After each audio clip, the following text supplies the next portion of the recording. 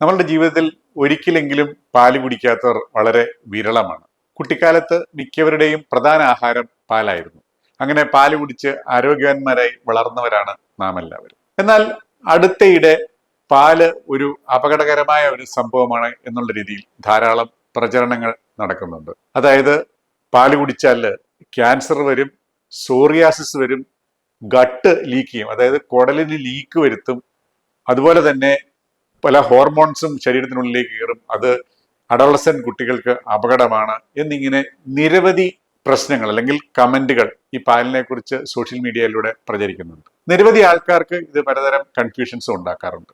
അതുകൊണ്ട് ഞാൻ ഇന്ന് ഈ വീഡിയോ ചെയ്യുന്നത് പാലിനെ കുറിച്ചാണ്. അതായത് പാല് നമുക്ക് കുടിക്കാൻ പറ്റുമോ, ഇവർ ഈ പറയുന്നതൊക്കെ ശരിയാണോ, ഈ യൂട്യൂബ് ലൈഫ് സ്റ്റൈൽ ഫിസിഷ്യന്മാർ എന്ന് അവകാശപ്പെടുന്നവർ, സ്വയമല്ല കേട്ടോ, അവകാശപ്പെടുന്നവർ പറയുന്നതൊക്കെ ശരിയാണ്. ഞാൻ doctor Joja V Joseph, Kottayam Caritas cancer ഇൻസ്റ്റിറ്റ്യൂട്ടിലെ സീനിയർ കൺസൾട്ടന്റ് സർജിക്കൽ ഓങ്കോളജിസ്റ്റ് ആണ്. ഏറ്റവും ആദ്യം നമുക്ക് ഏറ്റവും തമാശ നിറഞ്ഞ ഒരു ക്ലെയിമിനെ കുറിച്ചാണ് സംസാരിക്കുന്നത്. അതായത് പശുവിന്റെ പാല് പശുക്കുട്ടിക്കുള്ളതാണ്, അത് ഏത് മൃഗത്തിന്റെയും പാല് അതിന്റെ മൃഗത്തിനുള്ളതാണ്, അത് നമ്മൾ ഒരിക്കലും കുടിക്കാൻ പാടുള്ളതല്ല.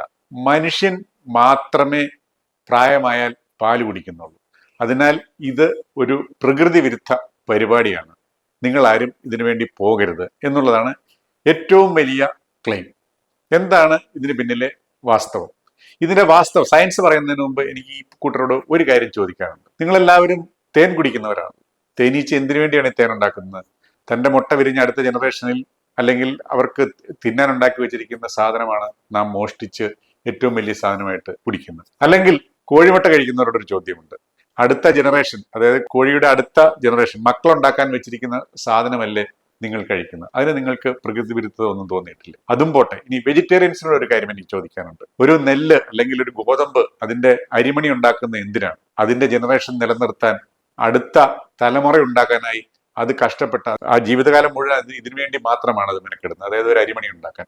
ആ അരിമണി വെട്ടി അകത്തേക്ക് തട്ടുന്നത് നിങ്ങൾക്ക് ഒരിക്കലും പ്രകൃതി വിരുദ്ധമായിട്ട് തോന്നിയിട്ടില്ലേ? ഇത് ഒരു തമാശ രൂപേണ നിങ്ങൾ എടുക്കുക. ഇനി ഇതിന്റെ സയൻസിലേക്ക് വരാം. മനുഷ്യൻ ആഹാരം കഴിക്കുക എന്ന് പറയുന്നത് നമ്മളുടെ എവല്യൂഷനുമായിട്ട് ബന്ധപ്പെട്ടാണ്. അതായത് നമുക്ക് ദഹിപ്പിക്കാൻ പറ്റുന്ന, നമുക്ക് ഗുണപരമായ കാര്യങ്ങൾ ലഭിക്കുന്ന എന്താണോ അത് ഭക്ഷണമായി സ്വീകരിക്കുക. അത് trial and error over a period of time, അതായത് വർഷങ്ങൾ കൊണ്ട് നമ്മൾ സ്വായത്തമാക്കിയ, നമ്മൾ ജീവിക്കുന്ന സാഹചര്യം അനുസരിച്ച് ഡെവലപ്പ് ചെയ്യുന്ന ഒരു കഴിവാണ്. അല്ലാതെ ഈ ഇന്ന സ്പീഷീസിന് ഇന്ന ഭക്ഷണം അല്ലെങ്കിൽ പശുക്കുട്ടിക്ക് പശുമ്പാല് അങ്ങനെയൊന്നും ഇതിൽ യാതൊരുവിധ നിയമമോ ഒന്നുമില്ല. പ്രകൃതിയിൽ ഉള്ള ജീവജാലങ്ങൾക്ക് അവരുടെ ജൈവ വ്യവസ്ഥയ്ക്ക് ജനിപ്പിക്കാൻ പറ്റുന്ന ഏറ്റവും ഈസി ആയിട്ട് ഏറ്റവും നല്ല ഗുണഫലം കിട്ടുന്ന ഭക്ഷണം കഴിക്കുക, ജീവിക്കുക എന്നുള്ളതാണ് പ്രകൃതിയുടെ നിയമം. മനുഷ്യന്റെ ചരിത്രം നോക്കിയാൽ വലിയ നീണ്ട ചരിത്രമൊന്നും നമുക്കില്ല. ഒരു 10,000 വർഷങ്ങൾക്ക് മുമ്പ് വരെ നമ്മൾ ഒരു ഹണ്ടർ ഗ്യാദർ, അതായത് വേട്ടയാടുക, കിട്ടുന്ന കായ്കനികൾ പഴിക്കുക, അതുവഴി അടുത്ത സ്ഥലത്തേക്ക് പോവുക, ഒരു സ്ഥലത്തെ ഭക്ഷണം തീരുമ്പോൾ അടുത്ത സ്ഥലത്തേക്ക് മാറുക, അങ്ങനെയുള്ള രീതിയിലുള്ള ഒരു ഹണ്ടർ ഗ്യാദർ എന്നുള്ള രീതിയിലായിരുന്നു ജീവിച്ചിരുന്നത്. 10,000 വർഷങ്ങൾക്ക് അടുത്താണ് നമ്മൾ കൃഷി കണ്ടുപിടിക്കുന്നത്. അപ്പൊ ഈ കൃഷി കണ്ടുപിടിച്ചു, അപ്പൊ നമുക്ക് ഒരു സ്ഥലത്ത് സ്റ്റേ ചെയ്യണമെന്ന് മനസ്സിലായി. അപ്പോൾ കൃഷിക്ക് ആവശ്യമായ മറ്റാവശ്യങ്ങൾക്കും ഒക്കെ നമ്മൾ മൃഗങ്ങളെ ഡൊമസ്റ്റിക്കേറ്റ്, അതായത് നമ്മളെ മൃഗങ്ങളെ വളർത്താൻ തുടങ്ങി. അപ്പൊ അതനുസരിച്ച് അതിന്റെ മാംസവും പാലും ഒക്കെ നമ്മൾ ഉപയോഗിച്ചു തുടങ്ങി. അതനുസരിച്ച് നമ്മളുടെ ഗട്ടിലുള്ള എൻസൈംസിനും over a period of time വ്യത്യാസം വന്നു തുടങ്ങി. ഇങ്ങനെ ഉണ്ടാക്കുന്ന നമ്മൾ ഭക്ഷണം, പ്രത്യേകമായി കൃഷി ചെയ്തുണ്ടാക്കുന്ന ഭക്ഷണവും അതുപോലെ മൃഗങ്ങളിൽ നിന്ന് കിട്ടുന്ന പ്രോഡക്ട്സും ദഹിപ്പിക്കാൻ പറ്റിയ വിവിധ എൻസൈമുകൾ, അതോടൊപ്പം നമ്മുടെ കുടലിനുള്ളിലെ ബാക്ടീരിയ, നമ്മൾ ഗട്ട് മൈക്രോബയോം എന്ന് പറയും, അതും അതനുസരിച്ച് അഡാപ്റ്റ് ചെയ്യുകയും ഡെവലപ്പ് ചെയ്യുകയും ചെയ്തു. അപ്പൊ അതിലൊന്നു പ്രധാനപ്പെട്ട ഒന്നാണ്, നമ്മളത് ഈ പശു വളർത്തലുമായിട്ടൊക്കെ പോയ ആൾക്കാർക്ക് ഈ ലാക്ടോസ് എന്ന് പറഞ്ഞ എൻസൈം, അത് ലാക്ടേസ് എന്ന് പറഞ്ഞ എൻസൈം, അതായത് പാലിലെ ലാക്ടോസ് എന്ന് പറഞ്ഞ ഗ്ലൂക്കോസിനെ ദഹിപ്പിക്കുന്ന എൻസൈമിന്റെ പെർസിസ്റ്റൻസ് കൂടുതലായി കിട്ടി തുടങ്ങി. അപ്പം എന്താണ് ഇങ്ങനെ സംഭവിച്ചത്? ആദ്യകാലങ്ങളിലൊന്നും ഇവർക്ക് ദഹിപ്പിക്കാൻ പറ്റിയിരുന്നില്ല. പക്ഷേ സ്ഥിരമായി പാല് കുടിക്കുന്നവർക്ക് കൂടുതൽ സർവൈവൽ സാധ്യതയും അതുപോലെ തന്നെ അസുഖമില്ലായ്മയൊക്കെ ഉണ്ടെന്ന് മനസ്സിലാക്കി പ്രകൃതി അതനുസരിച്ച് നമ്മുടെ ഡെവലപ്മെന്റിൽ ഈ ലാക്ടേസ് എൻസൈം കൂടുതൽ കാലം നമ്മുടെ ഉള്ളിൽ നിലനിൽക്കാൻ തുടങ്ങി. അതുപോലെ തന്നെയാണ് വിവിധ മറ്റു രീതിയിലുള്ള നമ്മൾ ഇപ്പോൾ കഴിക്കുന്ന ഭക്ഷണം കഴിപ്പിക്കുന്നതിനുള്ള എൻസൈമും ഗട്ട് മൈക്രോബയോമും ഡെവലപ്പ് ചെയ്തത്. ഇനി പ്രായമാകുമ്പോൾ നമുക്ക് പാല് ദഹിപ്പിക്കാൻ പറ്റില്ല, അല്ലെങ്കിൽ നമുക്ക് എന്താ പറയണേ, മനുഷ്യൻ മാത്രമേ പ്രായമായാലും പാല് കുടിക്കുന്നുള്ളൂ എന്നുള്ള ആരോപണത്തിന്റെ സയന്റിഫിക് ബാക്കപ്പ്. അപ്പൊ നേരത്തെ ഞാൻ പറഞ്ഞു തന്നു എന്തുകൊണ്ടാണ് മനുഷ്യൻ പാല് കുടിച്ച് തുടങ്ങിയതും പ്രായമാകുമ്പോഴും മൃഗങ്ങളുടെ പാല് ഉപയോഗിച്ച് തുടങ്ങിയതും. അപ്പൊ ഇവിടെ സാധാരണ രീതിയിൽ എല്ലാ മൃഗങ്ങൾക്കും ഈ വീനിങ് കഴിയുമ്പോൾ ഈ കുടലിനുള്ളിൽ ലാക്ടേസ് എന്ന എൻസൈം, അതായത് പാലിലെ ലാക്ടോസ് എന്ന് പറഞ്ഞ ഷുഗറിനെ ദഹിപ്പിക്കുന്ന എൻസൈം ഇല്ലാതാകുന്നു. കുറേശ്ശെയായിട്ട് അത് തീർന്നു പോകുന്നു. എന്നാൽ നമ്മൾ ജനറ്റിക്കലി നമ്മൾ ഇങ്ങനെ ഡെവലപ്പ് ചെയ്ത് വന്ന പരിണാമത്തിന്റെ ഫലമായിട്ട് നമുക്ക് നമ്മുടെ കുടലിൽ ഈ എൻസൈം കൂടുതൽ കാലം നിലനിന്ന് തുടങ്ങി. അതെങ്ങനെയാണെന്ന് ചോദിച്ചു കഴിഞ്ഞാൽ നമ്മൾ വളർന്നു വന്ന സാഹചര്യം, സപ്പോസ് നമ്മളൊരു എക്സാമ്പിൾ പറയുകയാണെങ്കിൽ പശു വളർത്തൽ, ആട് വളർത്തലൊക്കെ തുടങ്ങിയ കാര്യങ്ങളാണ് പ്രധാനമായിട്ട് ചെയ്തുകൊണ്ടിരുന്നത്. അതായത് നോർത്ത് യൂറോപ്പ്, നമ്മുടെ ഇന്ത്യയിലെ ആണെങ്കിൽ നമ്മുടെ രാജസ്ഥാൻ, ഗുജറാത്ത് ഏരിയയിലുള്ള ആൾക്കാർക്ക് ഈ എൻസൈം കൂടുതൽ കാലം നിലനിന്ന് തുടങ്ങി. അവരെ നമ്മൾ ലാക്ടേസ് പെർസിസ്റ്റേഴ്സ് എന്ന് പറയും. അപ്പൊ അവിടെയൊക്കെ ഏതാണ്ട് 90% ആൾക്കാർക്കും ഈ ലാക്ടേസ് എൻസൈം വയറിൻ്റെ അകത്ത് പ്രായമായാലും ഉണ്ടാവും, അവർക്ക് പാല് ദഹിപ്പിക്കാൻ സാധിക്കും, ഒരു പ്രശ്നം ഉണ്ടാകില്ല. എന്നാൽ കൃഷിയുമായിട്ട് വന്ന നമ്മുടെ സദേൺ ഏരിയ പെനിൻസുലയിലേക്ക് വരുമ്പോഴത്തേക്കും, തമിഴ്നാട്, കേരളം എന്നുള്ള അല്ലെങ്കിൽ ഈസ്റ്റേൺ ഇന്ത്യയിലൊക്കെ എന്ന് പറയുമ്പോഴത്തേക്കും അവിടെ കൃഷിയാണ് പ്രധാനമായിട്ടുണ്ടായിരുന്നത്. അപ്പൊ അതുകൊണ്ട് അവിടെയുള്ള ആൾക്കാർക്ക് ഈ ലാക്ടേസ് എന്ന് പറഞ്ഞ എൻസൈം അധികം പെർസിസ്റ്റ് ചെയ്യുന്നില്ല.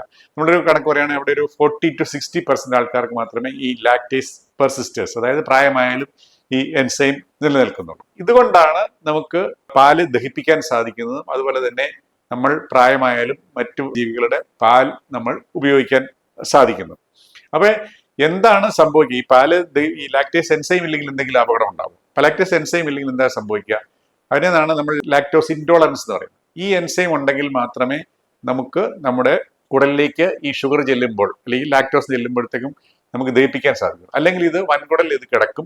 അവിടെ കിടക്കുമ്പോഴത്തേക്ക് എന്ത് ചെയ്യും? ഷുഗറാണ്, അവിടുത്തെ ബാക്ടീരിയ ഇതിനെ ഫെർമെന്റ് ചെയ്യുമ്പോഴത്തേക്കും ബൈ പ്രോഡക്ട്സ് ഉണ്ടാവും. അത് നമുക്ക് ബ്ലോട്ടിങ്, ഗ്യാസ് ഉണ്ടാവും, അല്ലെങ്കിൽ വയറൊഴിച്ചിലുണ്ടാവും. ഇതാണ് ലാക്ടേസ് ഇൻടോളറൻസ് പറയുന്നത്. ഇത് ഇത്രയും അല്ലാതെ ഇത് നമുക്ക് അബ്സോർപ്ഷൻ അബ്നോർമാലിറ്റിയോ മറ്റു പ്രശ്നങ്ങളോ ഒന്നും ഒരു രീതിയിൽ ഉണ്ടാക്കുന്നില്ല. ഇത്രയും കേൾക്കുമ്പോൾ അടുത്ത ചോദ്യം വരാം, അപ്പൊ നമ്മൾ മലയാളികൾക്ക് ലാക്ടേസ് എൻസൈമിൻ കുറവല്ലേ, പിന്നെ എങ്ങനെയാണ് നമ്മൾ പാല് കഴിക്കുക? ഈ ലാക്ടേസ് പെർസിസ്റ്റേഴ്സ് എന്ന് പറഞ്ഞു കഴിഞ്ഞാൽ അതിന്റെ കംപ്ലീറ്റ് ആയിട്ട് ഇല്ല എന്നല്ല നമ്മൾ അതിനകത്ത് മനസ്സിലാക്കുന്നത്. രണ്ടാമത്തെ കാര്യം, നമ്മൾ ഈ ജീവിതം ഡെവലപ്പ് ചെയ്യുന്നതനുസരിച്ച് ഈ ലാക്ടേസ് എൻസൈം ഇല്ലാത്തവരുടെ ഗട്ട് മൈക്രോബയോം എന്ന് പറഞ്ഞാൽ ഗട്ടിലെ ബാക്ടീരിയകൾ ഈ ലാക്ടേസ് ഫെർമെന്റ് ചെയ്യാതെ അതിനെ ദഹിപ്പിക്കാനുള്ള കഴിവ് ലഭിക്കും. അപ്പൊ അതുകൊണ്ട് നമുക്ക് ഈ ലാക്ടേസ് പെർസിസ്റ്റർ അല്ലെങ്കിൽ പോലും നമുക്ക് പാല് കുടിക്കാൻ സാധിക്കും.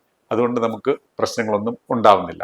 ഇപ്പൊ കാര്യങ്ങൾ ക്ലിയറായി മനസ്സിലായി കാണുമെന്ന് കരുതുന്നു. ഈ ലാക്ടോസ് ഇൻടോളറൻസ് ഉള്ള കുറച്ച് ആൾക്കാരെ വെച്ചാണ് ഈ യൂട്യൂബർമാർ ലീക്കി ഗട്ട്, സോറിയാസിസ്, ഫാറ്റി ലിവറിനെല്ലാം ഇത് കാരണമാണ്, അത് നിങ്ങൾ പാല് നിർത്തിയാൽ ഇത് ശരിയാകുമെന്ന് പറഞ്ഞ് ഇവരെ പറ്റിക്കാൻ ഉപയോഗിക്കുന്നത്. കാരണം ഇവർക്ക് ഈ ബ്ലോട്ടിംഗ് ഒക്കെ ഉണ്ടാവും, അത് മാറും പാല് നിർത്തിയാൽ ഉടനെ ഇവർ പറയണമെന്ന് വിശ്വാസമാവും. അപ്പൊ ഇങ്ങനെയാണ് ഇവര് ആൾക്കാരെ പറ്റിക്കുന്നത്. ഇനി ലാക്ടോസ് ഇൻടോളറൻസ് ഉള്ള ആൾക്കാർക്ക് ഒരിക്കലും പാൽ ഉപയോഗിക്കാൻ പറ്റില്ല. പാൽ പ്രോഡക്ട്സ് ഉപയോഗിക്കാം, വളരെ കുറച്ച് മറ്റ് ഭക്ഷണങ്ങളുമായി കലർത്തി ഇത് ഉപയോഗിച്ചതുകൊണ്ട് യാതൊരു പ്രശ്നമില്ല. അല്ലെങ്കിൽ ഇതുപോലെ പാലിന്റെ ഫെർമെന്റഡ് പ്രൊഡക്ട്സ്, അവിടെ ഈ ലാക്ടോസ് കുറച്ച് അളവ് കുറവായിരിക്കും. അതായത് പാലിനെ തൈരാക്കിയത്, ചീസ്, ബട്ടർ, ഇതൊക്കെ അല്ലെങ്കിൽ പനീറോ ഒക്കെ നമുക്ക് തീർച്ചയായും ഈ ലാക്ടോസ് ഇൻടോളറൻസ് ഉണ്ടെങ്കിൽ പോലും നമുക്ക് ഉപയോഗിക്കാൻ സാധിക്കും. ഇനി അടുത്ത പ്രധാന ചോദ്യം, പാല് കുടിച്ചാൽ എന്താണ് ഗുണം, അല്ലെങ്കിൽ പാല് കുടിക്കാതിരുന്നാൽ എന്തെങ്കിലും പ്രശ്നമുണ്ടോ? പാല് കുടിക്കാതിരുന്നോർത്തുകൊണ്ട് ഒരു പ്രശ്നമില്ല. പക്ഷെ പാലെന്ന് പറഞ്ഞു കഴിഞ്ഞാൽ വളരെ പോഷകസമ്പുഷ്ടമായ, ഈസി ആയിട്ട് അവൈലബിൾ ആയിട്ടുള്ള വളരെ നല്ല ഒരു ആഹാര പദാർത്ഥമാണ്. അതാണ് ഇതിന്റെ ഇമ്പോർട്ടൻസ്. അപ്പൊ ഈ പാലിനകത്ത് എന്താണുള്ളതെന്നും കൂടെ നിങ്ങളൊന്ന് മനസ്സിലാക്കണം. നിങ്ങൾ സ്ക്രീനിൽ കാണുന്ന നോക്കുക, ഒരു ഗ്ലാസ് മിൽക്ക് കുടിക്കുമ്പോഴത്തേക്കും വളരെയധികം പോഷകങ്ങൾ നമുക്ക് ലഭിക്കുന്നുണ്ട്. അതിൽ ഏറ്റവും പ്രധാനം അതിൽ നിന്ന് ലഭിക്കുന്ന പ്രോട്ടീനാണ്. പ്രോട്ടീൻ എന്ന് പറഞ്ഞു കഴിഞ്ഞാൽ ഹൈ ബയോളജിക്കൽ വാല്യൂ ഉള്ളതാണ്. അതുപോലെ എല്ലാ എസെൻഷ്യൽ എന്ന് പറഞ്ഞു കഴിഞ്ഞാൽ അതായത് എല്ലാ എസെൻഷ്യൽ അമിനോ ആസിഡുകളും ഉള്ളതാണ്. മറ്റൊരു പ്രോട്ടീൻ സോഴ്സിലും ഇതുപോലെ ഇത്രയും എല്ലാ ഇതുള്ള പ്രോട്ടീൻ കിട്ടാറില്ല. അതുപോലെ തന്നെ കാൽസ്യം, ഫോസ്ഫറസ്, പൊട്ടാസ്യം തുടങ്ങിയ മിനറൽസ്, അതുകൂടാതെ വളരെയധികം ഹൈ ക്വാളിറ്റി വൈറ്റമിൻസും ഈ പാലിൽ അടങ്ങിയിരിക്കുന്നത്. ഇതെല്ലാം നിങ്ങൾക്ക് സ്ക്രീനിൽ കാണാവുന്നതാണ്. അതുകൂടാതെ എല്ലുകളുടെ വളർച്ച, എല്ലുകളുടെ ബലം, പേശികളുടെ ആരോഗ്യം, കുടലിന്റെ ഗട്ട് ബാക്ടീരിയയുടെ വളർച്ച വഴി നല്ല മെറ്റബോളിക് ഹെൽത്ത്, പ്രത്യേകിച്ച് പ്രായമായവരിലെ സാർക്കോപ്പീനിയൊക്കെ മാറ്റാൻ ഈ മിൽക്ക് നമ്മളെ സഹായിക്കും. അതുപോലെ തന്നെ ഈ കോളറക്ടൽ ക്യാൻസർ തടയാനും സ്ഥിരമായി പാല് കുടിക്കുന്നത് നിങ്ങളെ സഹായിക്കും. ഇതൊക്കെയാണ് നമ്മൾ പാല് കുടിച്ചാൽ കിട്ടുന്ന ഗുണങ്ങൾ. പക്ഷേ ഇതൊരു മസ്റ്റ് അല്ല, നിങ്ങൾക്ക് ഇഷ്ടമില്ലെങ്കിൽ നിങ്ങൾ കുടിക്കണ്ട. ഇനി അടുത്ത ഭാഗം, അതായത് പാലും ക്യാൻസറും, അതായത് പാല് കുടിച്ചാൽ ക്യാൻസർ വരുമോ എന്നുള്ളത്. ഇപ്പൊ ഞാനിപ്പോ പറഞ്ഞു കോളറക്ടൽ ക്യാൻസർ തടയാൻ പാല് സഹായിക്കുമെന്ന്. പക്ഷേ ഈ ലൈഫ് സ്റ്റൈൽ ഫിസിഷ്യന്മാരും മറ്റ് യൂട്യൂബേഴ്സും ഒക്കെ പറയുന്ന പാല് കുടിച്ചു കഴിഞ്ഞാൽ ക്യാൻസർ വരും. അതിന് വിശ്വാസ്യത വരുത്താനായിട്ട് അവർ എടുത്തു പ്രയോഗിക്കുന്ന ഒരു സാധനമാണ് insulin rate growth factor, IGF എന്ന് പറഞ്ഞത്. ഇൻസുലിൻ റേറ്റ് ഗ്രോത്ത് ഫാക്ടർ പാലിലുണ്ട് എന്ന് പറഞ്ഞു. പക്ഷേ എന്താണ് വാസ്തവം? ഇവരുടെ പ്രശ്നം എന്താ വെച്ച് കഴിഞ്ഞാൽ ഇവർക്ക് ഈ യൂട്യൂബിലും മറ്റൊരിതൊക്കെ കണ്ടുന്ന വിവരം വെച്ചിട്ടുള്ള തട്ടലാണ്. അല്ലാതെ യഥാർത്ഥ ഹ്യൂമൻ ഫിസിയോളജി അല്ലെങ്കിൽ ഭക്ഷണം ദഹിക്കുന്നത് എങ്ങനെയാണെന്നൊന്നും ഇവർ പഠിച്ചിട്ടുമില്ല, ഇവരെ പഠിപ്പിച്ചിട്ടുമില്ല. അവ കിട്ടുന്നത് വെച്ച് തള്ളുന്നതാണ്. യഥാർത്ഥത്തിൽ ഈ ദഹന വ്യവസ്ഥയിൽ ചെന്ന് കഴിഞ്ഞാൽ എന്ത് സംഭവിക്കും? ഏറ്റവും പ്രധാന കാര്യം ഈ ഇൻസുലിൻ ലൈക്ക് ഗ്രോത്ത് ഫാക്ടർ എന്ന് പറയുന്നത് ഒരു പ്രോട്ടീനാണ്. അത് വളരെ ചെറിയ അളവിൽ മാത്രമേ ഈ പാലിൽ അടങ്ങിയിട്ടുള്ളൂ. അത് നമ്മുടെ ആമാശയത്തിലേക്ക് ചെന്ന് കഴിഞ്ഞു കഴിഞ്ഞാൽ അവിടുന്ന് ചെറുകുടലിലേക്ക് എത്തിക്കഴിഞ്ഞു കഴിഞ്ഞാൽ ഇത് കംപ്ലീറ്റ് ആയിട്ട് ബ്രേക്ക് ഡൗൺ ചെയ്യും. അങ്ങനെയാണ് പ്രോട്ടീന് സംഭവിക്കുക. ഈ പ്രോട്ടീൻ മെറ്റബോളിസം അല്ലെങ്കിൽ പ്രോട്ടീൻ ഡൈജഷൻ അറിയാത്ത പാവങ്ങളാണ് ഇതൊക്കെ നേരെ ശരീരത്തിലേക്ക് കയറുമെന്ന് വിചാരിക്കുന്നത്. അവിടെ വെച്ച് ഇതിനെ ബ്രേക്ക് ഡൗൺ ചെയ്തിട്ട് അമിനോ ആസിഡുകളായിട്ടാണ് ഇത് ശരീരത്തിനുള്ളിലേക്ക് പ്രവേശിക്കുന്നത്. അപ്പൊ നമ്മൾ എത്ര ഈ ഇൻസുലിൻ ലൈക്ക് ഗ്രോത്ത് ഫാക്ടർ കഴിച്ചാലും ശരീരത്തിനുള്ളിൽ അതിനുള്ളിലെ അമിനോ ആസിഡ് മാത്രമായിട്ടാണ് അകത്തേക്ക് കയറുന്നത്. അല്ലാതെ അത് നമ്മുടെ ശരീരത്തിന് യാതൊരുവിധ എഫക്റ്റും ഉണ്ടാകുന്നില്ല. ഇത് അറിയത്തില്ലാത്ത ആൾക്കാരാണ് ഇത് പ്രശ്നം ആണ് എന്ന് പറഞ്ഞ് പരത്തുന്നത്. അതായത് ഒന്നും രണ്ട് എന്നുള്ളൊരു ചിന്താഗതി വെച്ചിട്ടാണ് പറയുന്നത്. പക്ഷേ ഫിസിയോളജി പഠിച്ചിട്ടില്ല. അതുപോലെ തന്നെ ഈ ഇൻസുലിൻ ലൈക്ക് ഗ്രോത്ത് ഫാക്ടർ എന്ന് പറയുന്നത് നേരിട്ട് ക്യാൻസർ ഉണ്ടാക്കാൻ കഴിവുള്ള ഒരു സാധനമൊന്നുമല്ല. അത് നമ്മുടെ ഒരു സാധാരണ ശരീരത്തിന്റെ വളർച്ചയ്ക്ക്, പേശികളുടെ ബലം, എല്ലുകളുടെ ബലം, ഇതിനെല്ലാം സഹായിക്കുന്ന ഒരു സാധനമാണ് ഇൻസുലിൻ ലൈക്ക് ഗ്രോത്ത് ഫാക്ടർ. അപ്പൊ അതേപോലെ തന്നെ അപ്പൊ അതിന്റെ ലെവൽ ഉണ്ടെങ്കിൽ നമുക്ക് ശരീരത്തിന് കൂടുതൽ ബെനിഫിറ്റ് ആണ് ലഭിക്കുക. അപ്പം ഫിസിയോളജി അറിയാത്തവർ ജനങ്ങളെ പഠിപ്പിക്കാൻ പോകുമ്പോൾ ഉണ്ടാകുന്ന പ്രശ്നമാണ്. അതുകൊണ്ട് പാലിലെ ഇൻസുലിൻ ലൈക്ക് ഗ്രോത്ത് ഫാക്ടർ അല്ലെങ്കിൽ പാല് ഒരു രീതിയിലും ക്യാൻസർ സാധ്യത വർദ്ധിപ്പിക്കുന്നില്ല. ഇനി അടുത്ത തട്ടിപ്പ്, അതായത് പാല് കുടിച്ചാൽ ഗട്ട് ലീക്ക് ചെയ്യും, അതായത് ലീക്കി ഗട്ട് ഉണ്ടാവും. ഏറ്റവും ബേസിക്കലി ഈ ലീക്കി ഗട്ട് എന്താണെന്ന് ഇവർക്ക് അറിയത്തില്ല എന്നുള്ളത് കൊണ്ടാണ് ഇങ്ങനെയൊക്കെ തട്ടിവിടുന്നത്. നമുക്ക് ഇവരുടെ ഈ മോഡസ് ഓപ്പറാൻഡി എങ്ങനെയാണെന്ന് ചോദിച്ചു കഴിഞ്ഞു കഴിഞ്ഞാൽ ഈ ലാക്ടോസ് ഇൻടോളറൻസ് ഉള്ളവർക്ക് ഞാൻ നേരത്തെ പറഞ്ഞിരുന്നു, പാല് കുടിച്ചു കഴിഞ്ഞു കഴിഞ്ഞാൽ ബ്ലോട്ടിംഗ് ഉണ്ടാവും, ചിലപ്പോൾ ഡയറിയ ഉണ്ടാവും. അപ്പോൾ അത് പാലുകൂടി നിർത്തി കഴിഞ്ഞാൽ അത് റിലീവ്ഡ് ആകുകയും ചെയ്യും. അപ്പം ഇത് വെച്ചിട്ടാണ് നിങ്ങൾ പാല് നിർത്തി, നിങ്ങളുടെ ഗട്ടിൽ ലീക്കായിരുന്നു, ഇതുകൊണ്ടാണ് നിങ്ങളുടെ എല്ലാ പ്രശ്നങ്ങളും എന്ന് പറഞ്ഞ് ഇത്തരക്കാരെയാണ് ഇവർ കയ്യിലെടുക്കുകയും പറ്റിക്കുകയും ചെയ്യുന്നത്. ഇനി സയൻസ് എന്താണ്? നമ്മൾ പാല് കുടിച്ചു കഴിഞ്ഞു കഴിഞ്ഞാൽ ഏറ്റവും പ്രധാന കാര്യം എന്ന് പറഞ്ഞാൽ അതിൽ അടങ്ങിയിരിക്കുന്ന പ്രോട്ടീൻസും പെപ്റ്റൈഡ്സും ഒക്കെ ഗട്ടിനെ, അതായത് കുടലിന്റെ ഭിത്തിക്ക് പ്രൊട്ടക്റ്റീവാണ്, കൂടുതൽ സഹായകമാണ്. അതുപോലെ തന്നെ ഈ പാലിലുള്ള ഷോർട്ട് ചെയിൻ ഫാറ്റി ആസിഡ്സും ഈ ഗട്ട് മൈക്രോബയോമിന് നല്ല രീതിയിലുള്ള സപ്പോർട്ട് കൊടുക്കുന്ന ഒരു സംഭവമാണ്. ഗട്ട് ഹെൽത്ത് ഇംപ്രൂവ് ചെയ്യുന്ന ഒരു കാര്യമാണ്. മൂന്നാമത്തെ സംഭവം എന്ന് പറഞ്ഞാൽ നമ്മൾ പാലിന്റെ ഫെർമെന്റഡ് പ്രൊഡക്റ്റ് ആയ തൈര്, യോഗട്ട് ഒക്കെ കഴിക്കുന്നത് നമ്മുടെ ഗട്ട് മൈക്രോബയോമിനെ കൂടുതൽ സപ്ലിമെന്റ്, അതായത് അതിനൊരു കൂടുതൽ ശക്തി വരാനും കൂടുതൽ ബാക്ടീരിയ ഉണ്ടാകാനായിട്ട് നമ്മളെ സഹായിക്കുന്ന ഒരു സംഭവമാണ്. കൂടാതെ പാലിൽ അടങ്ങിയിരിക്കുന്ന കാൽസ്യവും ഒരു ഗട്ട് പ്രൊട്ടക്ഷൻ, അതായത് ഗട്ടിന്റെ ഇന്റഗ്രിറ്റി കൂടുതൽ ടൈറ്റൻ ചെയ്യാനായിട്ട് സഹായിക്കുന്ന ഒരു സംഭവമാണ്. അപ്പോൾ ഈ ഗ്യാസ്ട്രോ എൻട്രോളജി പുസ്തകങ്ങളുടെ പുറച്ചിട്ട പോലും കാണാത്ത ആൾക്കാർ ഗ്യാസ്ട്രോ എൻട്രോളജി എക്സ്പേർട്ട് എന്നുള്ള രീതിയിൽ ഇറങ്ങുമ്പോഴാണ് ഈ പാല് കുടിച്ചാൽ ഗട്ടിന് ലീക്ക് ഉണ്ടാകുമെന്നൊക്കെ പറഞ്ഞു വരുത്തുന്നത്. യഥാർത്ഥം അല്ലെങ്കിൽ ഹ്യൂമൻ ഫിസിയോളജി ഡൈജഷൻ അറിയാത്തതിന്റെ പ്രശ്നം മാത്രമാണ്. അതുകൊണ്ട് ധൈര്യമായി പാല് കുടിച്ചോളുക, നിങ്ങളുടെ ഗട്ടിന് ഒരിക്കലും ലീക്ക് ഉണ്ടാവില്ല. മറ്റൊരു പ്രധാന ആരോപണം, പാല് കുടിച്ചാൽ കഫം ഉണ്ടാകും, അപ്പോൾ ചുമയും കഫം ഉള്ളവർ ഇതൊരു കീഴാനുവശാലും പാല് കുടിക്കരുത് എന്നുള്ളതാണ്. യഥാർത്ഥത്തിൽ എന്താണ് സംഭവം? ഇത് വെറും ഒരു തെറ്റിദ്ധാരണജനകമായ ഒരു സംഭവമാണ്. പക്ഷെ ചിലരെങ്കിലും പറഞ്ഞേക്കാം, എനിക്ക് അങ്ങനെ തോന്നിയിട്ടുണ്ടോ? എന്താണ് ഇവിടെ സംഭവിക്കുന്നത്? ഇത് മനസ്സിലാക്കണമെങ്കിൽ ഒരല്പം ന്യൂറോ സെൻസറി സയൻസ് പറയണം. അതായത് പാലിനകത്ത് ധാരാളം പ്രോട്ടീൻസും ഫാറ്റ് ഗ്ലോബ്യൂൾസും ഉണ്ട്. അപ്പൊ അത് നമ്മുടെ സലൈവ അല്ലെങ്കിൽ ഉമിനീരുമായിട്ട് കലർന്ന് ഒരു കട്ടിയുള്ള ഒരു ആവരണം പോലെ നമ്മുടെ വായ്ക്കുള്ളിൽ ഫോം ചെയ്യാം. അപ്പൊ ഇങ്ങനെ ഈ കട്ടി പിടിച്ച സലൈവ ഉണ്ടാകുന്നതിനെയാണ് ആൾക്കാർ കഫം ഉണ്ടാകുന്നു എന്ന് പറയുന്നത്. കഫം വേറെ, സലൈവ അല്ലെങ്കിൽ ഉമിനീര് വേറെ. അപ്പം ഇതും ആൾക്കാരെ തെറ്റിദ്ധരിപ്പിക്കുന്ന ഒരു സംഭവമാണ്. പാലും കഫവുമായി യാതൊരുവിധ ബന്ധവുമില്ല. ഈ സയൻസ് അറിയാത്ത, അതായത് ഈ ഫാറ്റ് ഗ്ലോബ്യൂൾസും പ്രോട്ടീൻസും ഈ സലൈവയുമായി മിക്സ് ചെയ്ത് അതിനൊരു കട്ടി വെക്കുന്നു എന്നുള്ള ആ സയൻസ് അറിയാത്തവരാണ് പാല് കുടിച്ചാൽ കഫം ഉണ്ടാകുമെന്ന് പറഞ്ഞ് പരത്തുന്നത്. അതുകൊണ്ട് പാലും കഫവുമായി യാതൊരു ബന്ധവുമില്ല. ചുമയുള്ളവർക്കും കഫമുള്ളവർക്കും ധൈര്യമായി പാല് കുടിക്കാം. അടുത്ത ആരോപണം എന്താണെന്ന് ചോദിച്ചു കഴിഞ്ഞാൽ പാലിൽ ധാരാളം ഹോർമോൺസ്, അതായത് ഈസ്ട്രജൻ, പ്രൊജസ്ട്രോൺ, ആൻഡ്രോജൻസ് ഒക്കെ അടങ്ങിയിരിക്കുന്നു. അപ്പൊ അത് നമ്മുടെ ശരീരത്തിലേക്ക് കയറും. അത് അഡോളസെന്റ് അല്ലെങ്കിൽ ആൺകുട്ടികൾക്ക് പ്രശ്നമാണ്, പെൺകുട്ടികൾക്കും ഹോർമോണൽ ഇംബാലൻസ് ഉണ്ടാകും. എന്താണ് സംഭവം? ഓക്കെ, ഈ പറഞ്ഞ ഈസ്ട്രജൻ, പ്രൊജസ്ട്രോൺ, ആൻഡ്രോജൻസ് ഒക്കെ പറയുന്നത് ഒരുതരം സ്റ്റിറോയിഡ് ഹോർമോൺസ് ആണ്. അത് ഒരു പരിധിവരെ നമ്മുടെ ശരീരത്തിലേക്ക് കയറും. ഇനി അതിന്റെ സയൻസ്, ഇത് ശരീരത്തിലേക്ക് കയറി എന്ന് വിചാരിക്കുക. കയറുകയാണെങ്കിൽ തന്നെ ഇത് നമ്മുടെ കുടൽ ഭിത്തിയിൽ വെച്ചും കരളിൽ വെച്ചും ഇതിനെ പൂർണ്ണമായും നശിപ്പിക്കപ്പെടും. ഇതിനെയാണ് നമ്മൾ ഫസ്റ്റ് പാസ് മെറ്റബോളിസം എന്ന് പറയുന്നത്. അതായത് ഇങ്ങനത്തെയുള്ള സ്റ്റിറോയിഡൊക്കെ ചെന്ന് കഴിഞ്ഞു കഴിഞ്ഞാൽ അത് നമ്മുടെ സിസ്റ്റമിക് സർക്കുലേഷനിൽ കയറില്ല, അവിടെ നമ്മുടെ കരളിൽ വെച്ച് നശിപ്പിക്കപ്പെടും. അപ്പം ഇത് നമ്മുടെ ശരീരത്തിന് എഫക്റ്റ് ഉണ്ടാവുന്നില്ല. അത് അവിടെ നിൽക്കട്ടെ. ഇനി രണ്ടാമത്തെ കാര്യം, ഇത് എത്ര അളവ് ഈ പാലിൽ ഈസ്ട്രജൻ അല്ലെങ്കിൽ പ്രൊജസ്ട്രോൺ ഒക്കെ ഉണ്ടാകും എന്നുള്ളതൊക്കെ അവർ പറയണത് വെച്ച് കഴിഞ്ഞാൽ ഒരു 5 നാനോഗ്രാം മുതൽ ഒരു 30 നാനോഗ്രാം വരെയാണ് 1 ലിറ്റർ പാലിൽ ഈ പറഞ്ഞ ഹോർമോൺസ് ഉണ്ടാകുക. എന്നാൽ നമ്മുടെ ശരീരത്തിൽ നോർമലി ഇത് 30,000 ടു 5 ലക്ഷം നാനോഗ്രാം വരെ ദിവസവും പ്രൊഡ്യൂസ് ചെയ്യപ്പെടുന്നുണ്ട്. അതായത് ഈ പാലിൽ 1 ലിറ്റർ പാല് കുടിച്ചു കഴിഞ്ഞാൽ ഏതാണ്ട് 0.02% മാത്രമാണ് ഇത്തരം ഹോർമോൺസ് നമ്മുടെ ശരീരത്തിലേക്ക് കയറുന്നത്.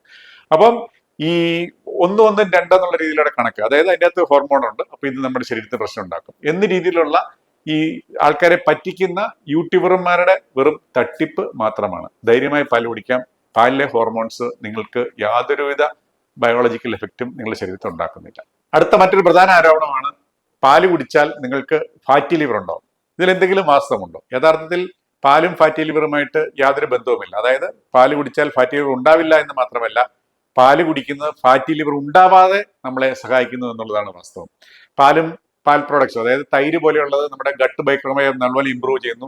അവിടെ എൻഡോടോക്സിൻസ് ഉണ്ടാവാതെ എൻഡോടോക്സീമിയ ലിവറിലേക്ക് കയറിയാണ് ഫാറ്റി ലിവർ വരുന്നത്. അതിനെ തടയുന്നു, അതൊരു വഴി. അതുകൂടാതെ ഈ പാല് നമ്മളെ ട്രൈഗ്ലിസറൈഡ് ലെവല് കുറയ്ക്കുന്നു, ഇൻസുലിൻ സെൻസിറ്റിവിറ്റി കൂട്ടുന്നു. അപ്പോൾ അതുവഴി നമ്മുടെ ഫാറ്റി ലിവർ ഉണ്ടാവാതെ നമ്മളെ സഹായിക്കുന്നു. പാലിലെ കാൽസ്യം ഈ ഫാറ്റ് അബ്സോർപ്ഷൻ അല്ലെങ്കിൽ അതിന്റെ അബ്സോർപ്ഷൻ ഒക്കെ ഡിലേ ചെയ്യിപ്പിക്കുന്നുണ്ട്. അതും നമുക്ക് ഫാറ്റി ലിവറിനെ ഉണ്ടാവാതെ നമ്മളെ പ്രൊട്ടക്ട് ചെയ്യുന്നു. പാലിന്റെ ഉള്ളിലെ പ്രോട്ടീനായ വേ പ്രോട്ടീൻ ഇൻസുലിൻ സെൻസിറ്റിവിറ്റി ഉണ്ടാക്കി നമ്മളുടെ ഫാറ്റി ലിവർ ഉണ്ടാവാതെ നമ്മളെ സഹായിക്കുന്നുണ്ട്. അപ്പോൾ പാലും പാലുൽപ്പന്നങ്ങളും ഫാറ്റി ലിവർ ഉണ്ടാക്കിയല്ല, ഫാറ്റി ലിവർ ഉണ്ടാവാതെ നമ്മളെ സഹായിക്കുക എന്നുള്ളതാണ് അതിന്റെ സയൻസ്. ശരീരത്തിൽ ഉണ്ടാകുന്ന ഇൻഫ്ലമേഷനാണ് പല അസുഖങ്ങൾക്കും ബേസിക് ആയിട്ടുള്ള കാരണമെന്ന് കണ്ടുപിടിച്ചതോടുകൂടി ഈ യൂട്യൂബർമാർ ഇറങ്ങി പാല് എന്ന് പറഞ്ഞു കഴിഞ്ഞാൽ ഒരു ഇൻഫ്ലമേറ്ററി ഡയറ്റ് ആണ്. അപ്പൊ ഇവരുടെ വക കുറെ ആന്റി ഇൻഫ്ലമേറ്ററി ഡയറ്റ് ഇറക്കുന്നുണ്ട്. അപ്പം പാല് അതിൻ്റെ അകത്ത് മാറ്റി നിർത്തും. കാരണം പാല് ഒരു ഇൻഫ്ലമേറ്ററി ഡയറ്റ് ആണ്. എന്താണ് വാസ്തവം? ഇത് ഇങ്ങനെ വന്നതോടുകൂടി വളരെ വിശദമായ ഏതാണ്ട് 40,000 ആൾക്കാരിൽ പഠനങ്ങൾ നടത്തി. അതായത് പാല് കൊടുത്തതിന് ശേഷം ഈ നമ്മുടെ ഇവര് വെറുതെ പറഞ്ഞാൽ പോരല്ലോ, ഇൻഫ്ലമേറ്ററി സൈൻസ് ഉണ്ടെങ്കിൽ അല്ലെ ഇൻഫ്ലമേഷൻ ഉണ്ടാക്കിയാൽ അതിന് മാർക്കേഴ്സ് ഉണ്ട്. അതായത് CRP, C reactive protein, IL-6, TNF alpha തുടങ്ങിയ ഈ ഇൻഫ്ലമേറ്ററി മാർക്കേഴ്സ് ഉണ്ട്. അതിന്റെ അളവ് ഇവർ നോക്കി. ഒരു രീതിയിലും ഇത് കൂടുന്നതായിട്ട് കണ്ടിട്ടില്ല പാല് കുടിക്കുന്നവരിൽ.